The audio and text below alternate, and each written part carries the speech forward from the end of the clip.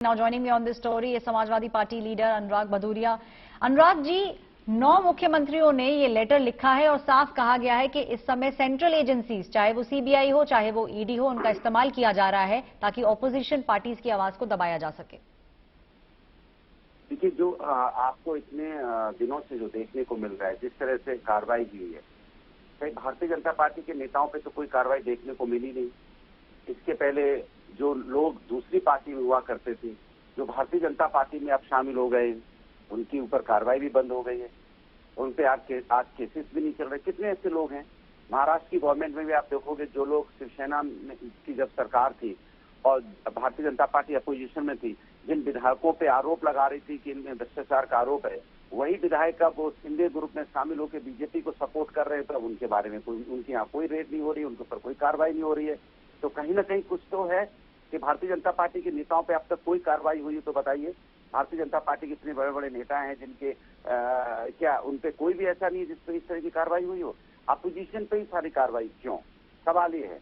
लोकतंत्र में तो सभी को बराबरी से देखने का अधिकार है। लोकतंत्र में तो ऐसा तो है नहीं कि आप जो सत्ता पक्ष में है उसके ऊपर कोई कार्रवाई नहीं होगी, जो विपक्ष में होगा उसके ऊपर कार्रवाई होगी।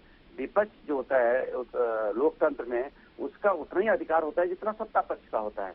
हमारी जिम्मेदारी होती है कि हम समाज के अंदर में अगर सरकार कुछ गलत कर रही है तो उसको हमें जनता तक पहुंचाना और उसकी आवाज उठाना, और सरकार को हम लोग की आवाज सुननी भी चाहिए। भाई कितने ऐसे हैं, चाहे मुकुल रॉय रहे हों, चाहे वो वहाँ पे नारायण राणे रहे हों, या और जितने भी भारतीय जनता पार्टी के नेता हैं, अब वो बीजेपी में है तो उनके ऊपर कार्रवाई बंद। तो ये तो ठीक नहीं है ना। अनुराग जी, क्या आपको ऐसा भी लगता है कि ऑपोजिशन इन कुछ मुद्दों के ऊपर कम से कम एकजुट हो चुकी है? क्या 2024 से पहले आपका ये अनुमान है कि ये जो कार्रवाई है ऑपोजिशन लीडर्स के ऊपर ये बढ़ेगी, और क्या आपको लगता है इसकी वजह से एकजुट भी होगा ऑपोजिशन?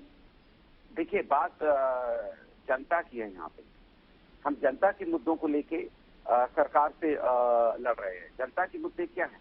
जनता के मुद्दे तो यही है ना कि महंगाई, बेरोजगारी, अत्याचार, किसान, युवा ये परेशान है। अब इनके ऊपर अत्याचार होगा, इनका हक नहीं मिलेगा तो हमारी आवाज उठाना स्वाभाविक है, क्योंकि विपक्ष में हमारी जिम्मेदारी बनती है कि हम युवाओं की, किसानों की आवाज बने। तो हम उनकी आवाज बनने की कोशिश कर रहे हैं और समय समय पे सरकार को हम बताते रहते हैं कि भाई ये गलत हो रहा है। विपक्ष अपनी जिम्मेदारी निभा रहा है, सत्ता पक्ष को भी अपनी जिम्मेदारी निभाना चाहिए।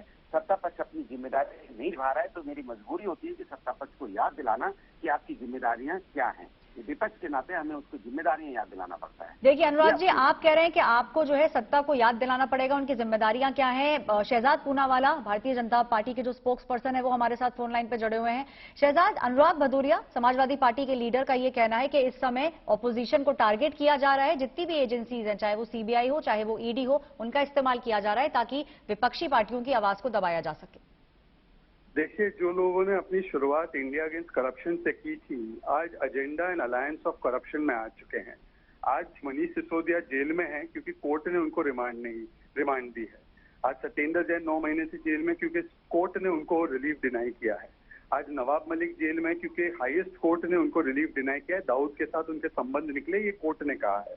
आज जो भी नेता है जो कोर्ट के पास जाते हैं उनको राहत नहीं मिलती है, तो क्या कोर्ट भी विद्वेषपूर्ण कार्रवाई कर रहा है?